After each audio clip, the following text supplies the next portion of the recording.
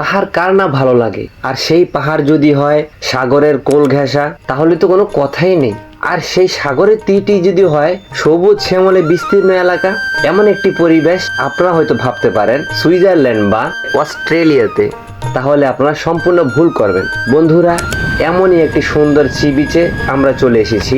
প্রিয় মাতৃভূমি বাংলাদেশে অবস্থিত, সেটার কোথাও নয়, চট্টগ্রামের গুলিয়াখালীতে। লোকমুখে অনেক শুনেছি এই গুলিয়াখালীর কথা, কিন্তু আসার আগে আমার ধারণাই ছিল না এখানের পরিবেশ এত সুন্দর হতে পারে। এখানে এসে তো আমার ধারণা পুরোই পাল্টে গেল। চারদিকে সবুজ শ্যামলে বিস্তীর্ণ, সমুদ্রের তীর থেকে একটু পাখির চোখে উঁচু করে তাকালেই দেখা যাচ্ছে বিশাল বড় বড় পাহাড়, আর সেই পাহাড়ের কোল ঘেঁষে খেলাধুলা করছে মেঘমালা। এত সুন্দর প্রকৃতি আমি আর চোখে কখনো দেখিনি। সেই সাগরের তীরে সারি সারি ভাবে রয়েছে সবুজ সবুজ গাছপালা। বন্ধুরা, এখানে এসে আমি তো পুরোই মুগ্ধ।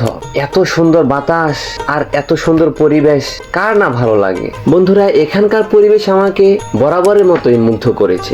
সবচেয়ে বেশি যে জিনিসটা আমাকে মুগ্ধ করেছে এখানকার সবুজ শ্যামল পরিবেশ।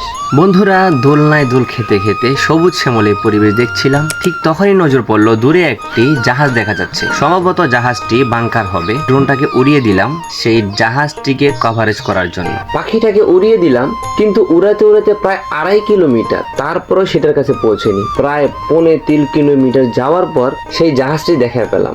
ভাবলাম আপনাদের সাথেও কেনই বা শেয়ার না করি, তাই জাহাজের কিছু সুন্দর সুন্দর ফুটেজ আপনাদের সামনে তুলে ধরলাম।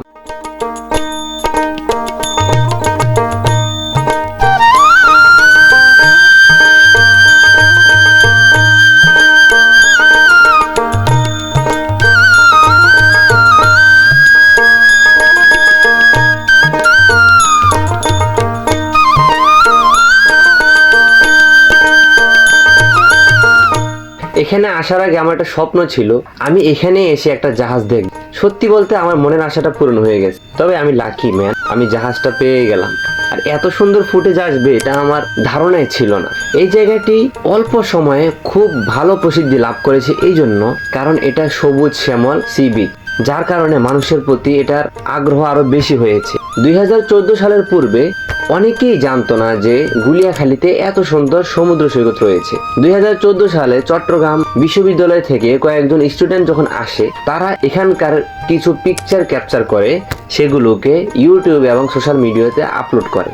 আর সেই আপলোড করা ছবি এবং ভিডিওগুলো রাতারাতি ভাইরাল হয়ে যায়। তারপর থেকে এখানে পর্যটকদের ভিড় দেখা দেয়। তবে এখানকার কিছু কমতি আমার চোখে পড়েছে, সেটা হলো এখানে ভালো মানের একটি খাবার হোটেল নেই, যেটা আমার কাছে খুবই খারাপ লেগেছে। আপনি যদি এখান থেকে খাবার খেতে চান তাহলে বেশ মোটামুটি ভালো দামে খাবার খেতে হবে, কিন্তু খাবারের মানটা তত উন্নত নয়। আর দ্বিতীয়ত, এখানে কক্সবাজারে ফিল দিতে কর্তৃপক্ষ যদি চান কয়েকটা রাইডার নিয়ে আসতে পারেন, যেমন 4 চাকার যে মোটরসাইকেল গুলো আছে, মরুভূমিতে চালানোর জন্য যে গাড়িগুলো আছে সেগুলো নিয়ে আসতে পারেন। তাহলে আশা করি এখান থেকেই সমুদ্রের মূল ফিল নিতে পারবেন। বন্ধুরা, তবে আমি মুগ্ধ বিমোহিত।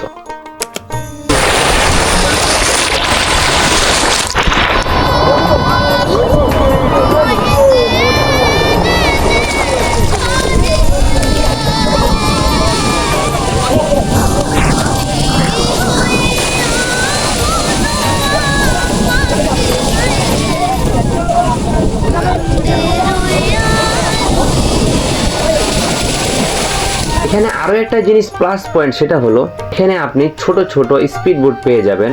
এগুলো দিয়ে আপনি গুলিয়াখালী পুরোটা ঘুরতে পারবেন। শুধু তাই নয়, এখান থেকে আপনি নৌকায় করে বা স্পিড বোটে করে বাঁশবাড়িয়া সি বিচে যেতে পারবেন। তবে বন্ধুরা, বুঝতেই পারছেন যেহেতু বাঁশবাড়িয়ার কথা উঠেই গেছে, আমার পরবর্তী ভিডিও কিন্তু বাঁশবাড়িয়া থেকে হচ্ছে। তো চলুন তাহলে কথা না বাড়াই, পরবর্তী ভিডিওতে দেখা হচ্ছে। সেই পর্যন্ত ভালো থাকুন, সুস্থ থাকুন। আসসালামু আলাইকুম ওয়া রাহমাতুল্লাহ।